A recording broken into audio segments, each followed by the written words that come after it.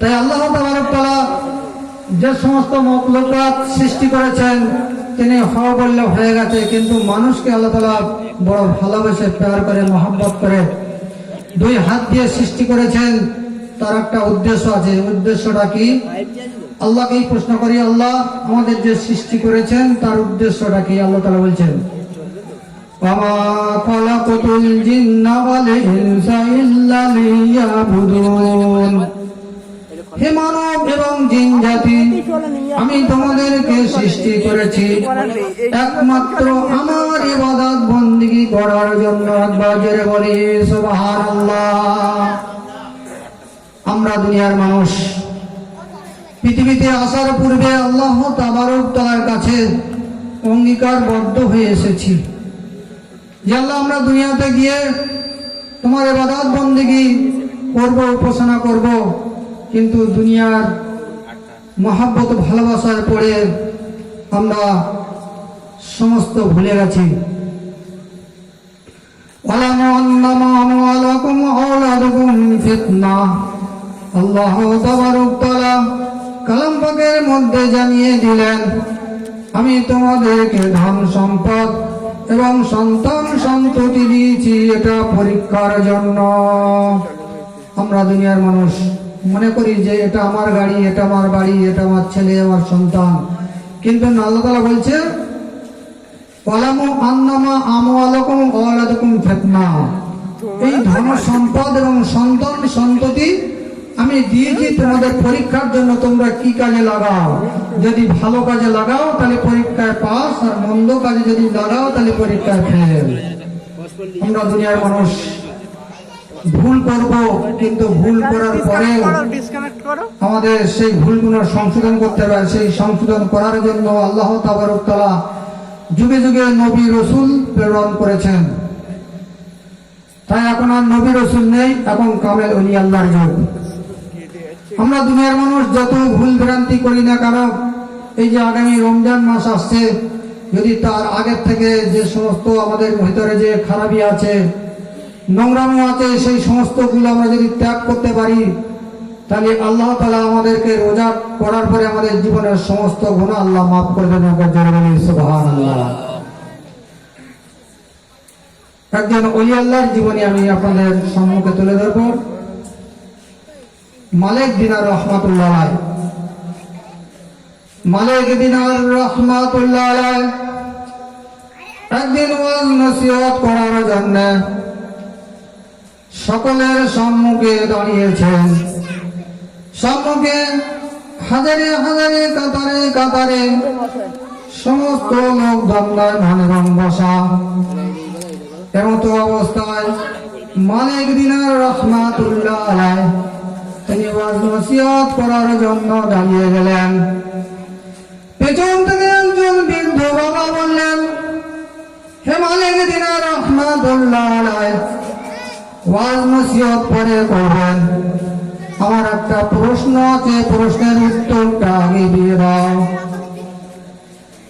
এ সময় মালিক দিনার রহমাতুল্লাহ আলাইহ বলেছিলেন, বাবাজান প্রশ্নটা না একটু পরে করবেন, ওয়াজ নসিহতের পরে করবেন। ওই সময় বৃদ্ধ বাবাজি বলেছিলেন, না না না মালিক দিনার রহমাতুল্লাহ আলাইহ, প্রথমে আমার প্রশ্নের উত্তর দিয়ে তবে আপনি ওই ওয়াজ নসিহত শুরু করেন। ওই সময় মালিক দিনার রহমাতুল্লাহ বলেছেন, বাবাজান কি প্রশ্ন করবেন করুন। ওই সময় বৃদ্ধা বলেছিলেন, হে মালিক দিনার রহমাতুল্লাহ আলাইহ, আমি গত কয়েক বছর পূর্বে তোমাকে দেখেছি ওই মদ্যপান অবস্থায় রাস্তার ধারে পড়ে থাকতে বেউজ্জিত হয়ে এখানে সেখানে পড়ে থাকতে দেখেছি, কিন্তু সেই জায়গা থেকে আজকে একজন আল্লাহর ওলি কিভাবে হলেন? এই প্রশ্নের জবাবটা আমি চাই। একবার জোরে বলি সুবহানাল্লাহ। মালিক দিনার রহমাতুল্লাহ আলাইহ মাথাটা নিচু করে নিলেন। কারণ হলো যখন কোনো মানুষ খারাপ থাকে আর খারাপ থেকে যখন ভালো হয়ে যায় আর ভালো হওয়ার সময় যদি কোনো ব্যক্তি সেই পিছনের কুকর্মগুলো মনে পড়িয়ে দেয়, তখন এমনি মাথাটা একটু নিচু হয়ে যায়, নাকি ভাই? ঠিক তো নাকি? মালিক রহমাতুল্লাহ আলাইহি তিনি মাথাটা নিচু করে নিলেন, কিছুক্ষণ পরে নিজেকে সামলে নিয়ে বললেন, হে বাবা যান, আমি তোমার প্রশ্নের উত্তর দিতে প্রস্তুত আছি, তবে শুনে রেখে দেন, জেনে রেখে দেন, হাজারে হাজারে কাতারে কাতারে লোক সেখানে দণ্ডায়মানে বসা।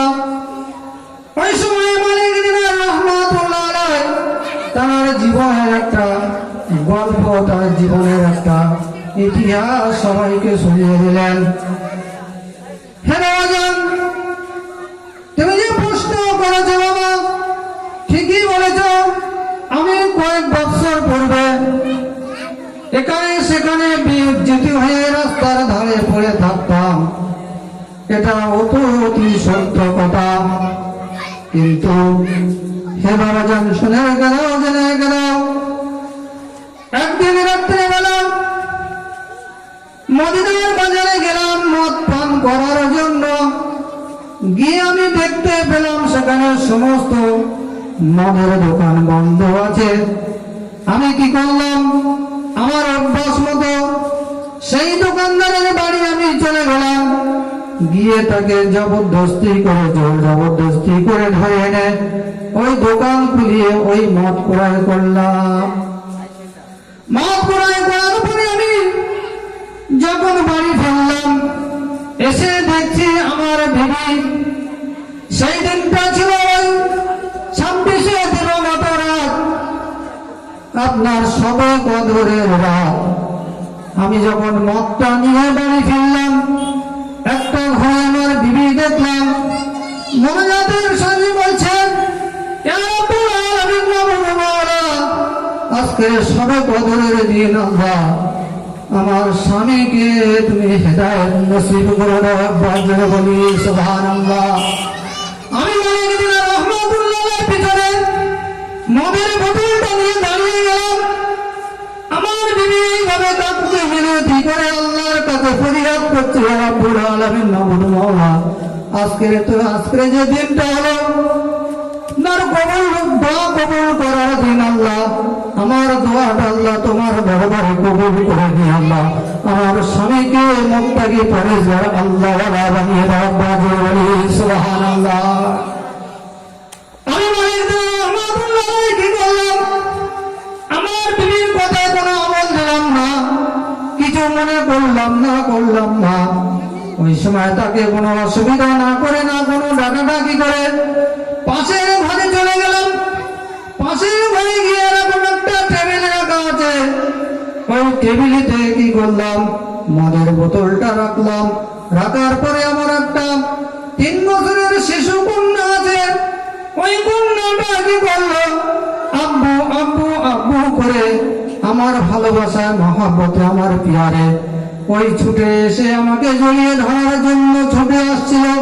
আর আস্তে আস্তে ওই টেবিলে একটা ধাক্কা লাগলো। ধাক্কা লাগার পরে মদের বোতলটা পড়ে ভেঙে চুরমার হয়ে গেল। বলি সুবহানাল্লাহ। এমন অবস্থায় আমি মালিক রহমাতুল্লাহ আলাইহি খুব রাগান্বিত হয়ে গেলাম আমার কন্যার প্রতি। কিন্তু না, ওই মদের বোতলটা যখন ভেঙে চুরমার হয়ে গেল, তারপরে আমার ওই শিশু 3 বছরের কন্যাটা যে খিলখিল করে হাসি দিল, সেই হাসিটা আমার অন্তরটা ঠান্ডা করে দিল। জোরে বলি সুবহানাল্লাহ।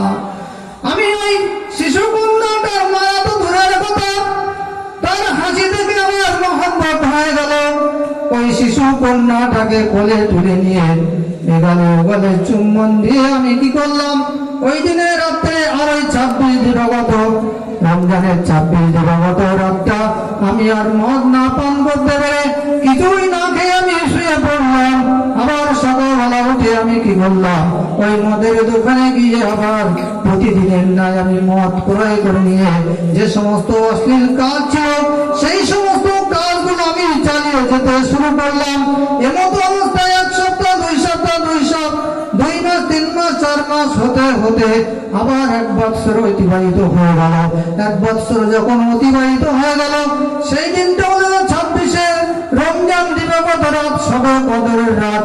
আমি গত বছরের ন্যায় এবছর এই দোকানদারের কাছ থেকে জোর জবরদস্তি করে মাপ করে আনলাম, এনে ওই টেবিলে রাখলাম। আর টেবিলে রাখার সঙ্গে সঙ্গে কিনা আমার চোখ থেকে অঝর নয়নে পানি পড়তে শুরু করে দিল। একবার জোরে বলি সুবহানাল্লাহ। এই জন্য চোখ থেকে পানি বেরোলো। আরে গত বছর এরকম যে 26শে রমজান দিবাগত রাত যে মদটা এনেছিলাম কত কষ্ট করে, আর সেই মদের বোতলটা আমার ওই শিশু কন্যা, 3 বছরের শিশু কন্যাটা মদের বোতলটা ভেঙে দিয়েছিল। দিয়ে সেই যে খিলখিল হাসি